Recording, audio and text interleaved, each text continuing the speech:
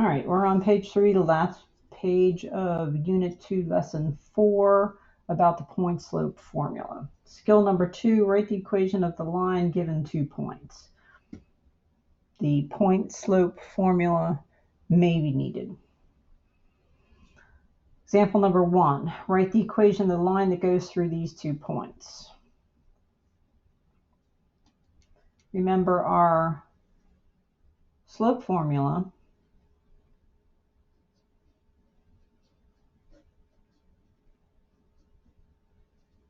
Slope formula. This is our point slope formula. And then you may need this one, that's an X there, which is the slope intercept formula. Now you have all 3. So these need to be written down, memorized, put in your notes. You're going to need them all. Okay? So if you are writing the equation of the line that goes through these 2 points, doesn't say what form they want the final equation in, but the only thing you can do with a set of 2 points is use the slope formula. Okay, so jump right to that y2 minus y1 over x. Remember the y is on top. Okay, so label your points. I'm going to decide that this is point 1, this is point 2. So x2 minus from the formula, I'm sorry, y2, y1 minus from the formula, x2 minus from the formula, x1, 4 minus 2, 0 minus 1, that's a negative 2 for your slope.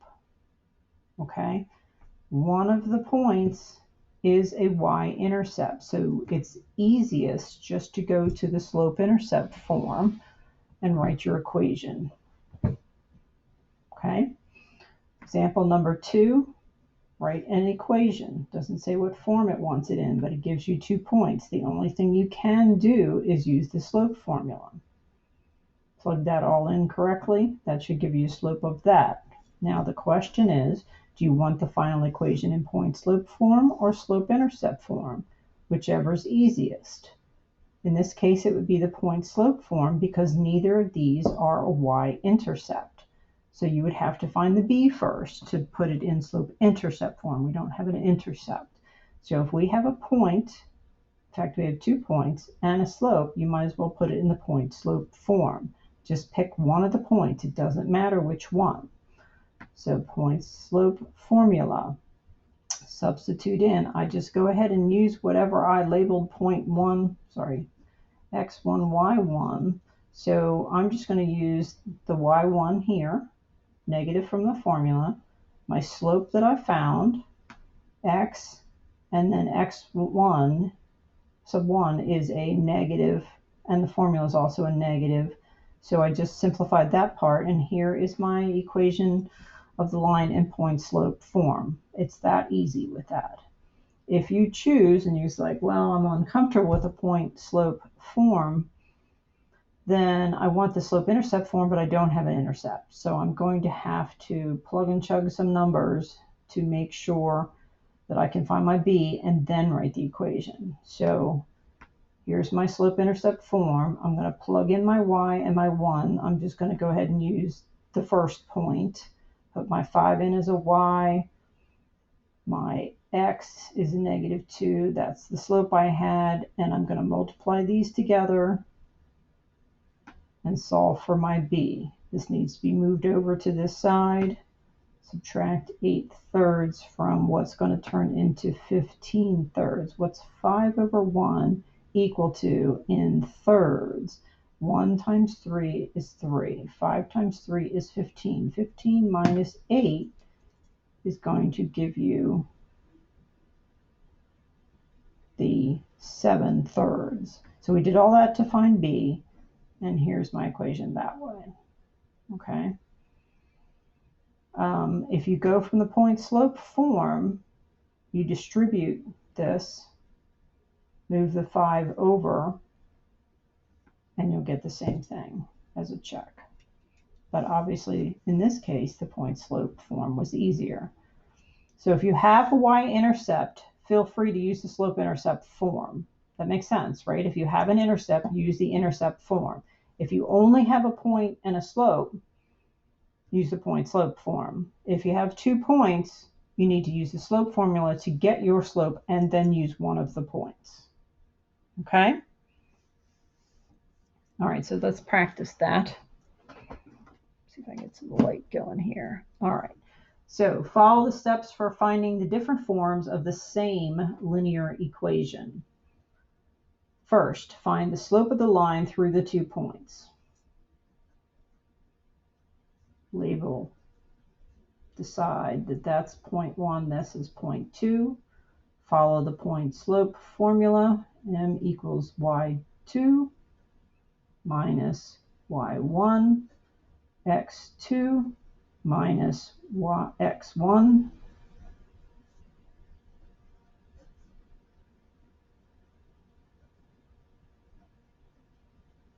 and find your slope. And then write the point slope form of the line using one of the points. So y minus y1 equals the slope you found, parentheses, x minus a minus 4. There is your point slope form of the equation. Okay? If you're going to use the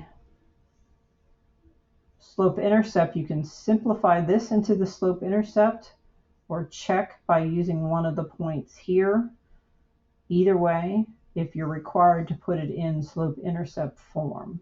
Okay, let's stick with this form for just a minute and do this one. x1, y1, x2, y2, m equals y2 minus from the formula y1, x2 minus from the formula minus a point, -1/8 is my slope. Put it in point slope form, y minus y1. Slope we found, x minus x1 is a double negative. There's that one. See how little space I took up using the point slope form? It's worth learning. Okay? If they specifically want the slope-intercept form, I notice that nothing is intercept. So that means there's an extra step. I need to solve for my y-intercept or my b. Okay? So I can either keep going with the point slope form or put in an ordered pair and find my b. So I want to do both. So for practice, okay? So the y is a 3. I'm going to pick this point here. The y is a 3. And in a slope-intercept form, the slope goes next, which I found out to be a -2, times my x, right? I'm following this. I don't have a b. So let me plug these things in to find my b. My x in this case is -4. So I'm not using this at all. I'm just using my 1 here, plus b. 3 equals negative times negative is a positive. Move.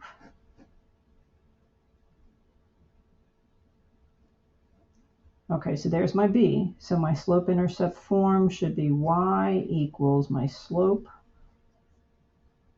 and my b. All right, I'm going to double check this with this one. Okay, so I want to distribute. Move.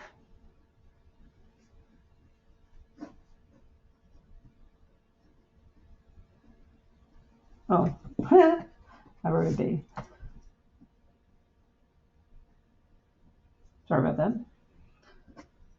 Okay, let's try this one.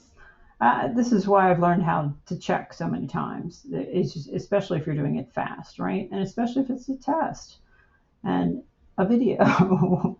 So let's do the y equals mx plus b. Put in my y. Let me use this one. I'm going to use the positive one. So 4 equals a negative 1/8 times a 4 plus b. So this is 4 equals a negative 4 over a negative a. Let's see, that's going to be a negative 4. Let's not jump ahead. Let's just do this, plus b. I need to move this over to the other side.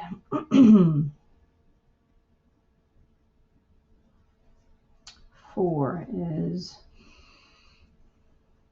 times 8 is 32.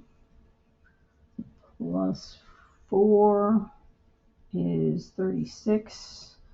Sorry about the math. 36 over 8 is a b, which reduces. Divided by 2. All right, just to make sure I'm not going to mess up here.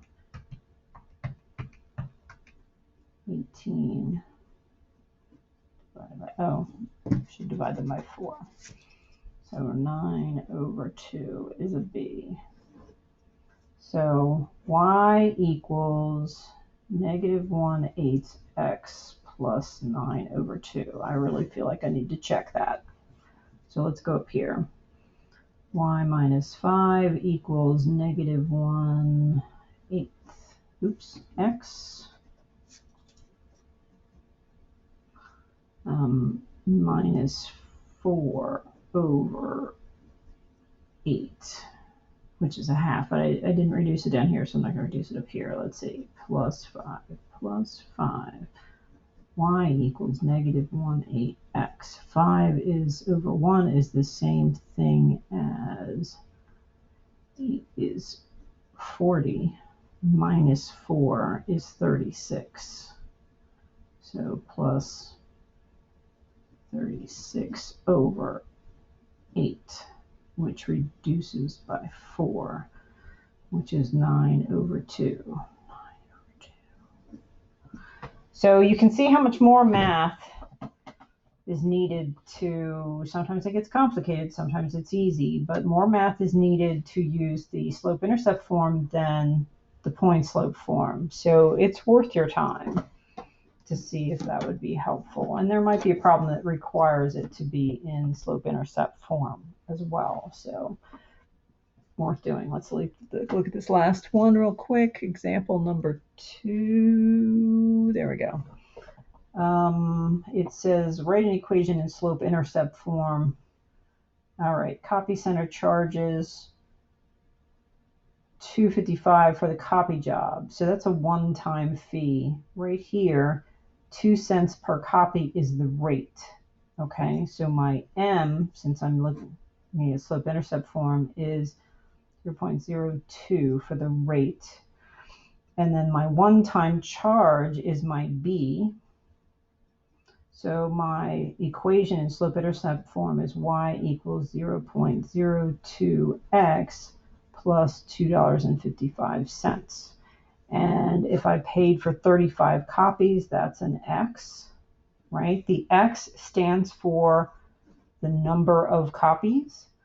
So y equals 0.02 times 35. Orders of operations, multiply 0.02 times 35. You get 70 cents plus 2.55. Y equals 3.25, $3.25 total amount paid. Okay,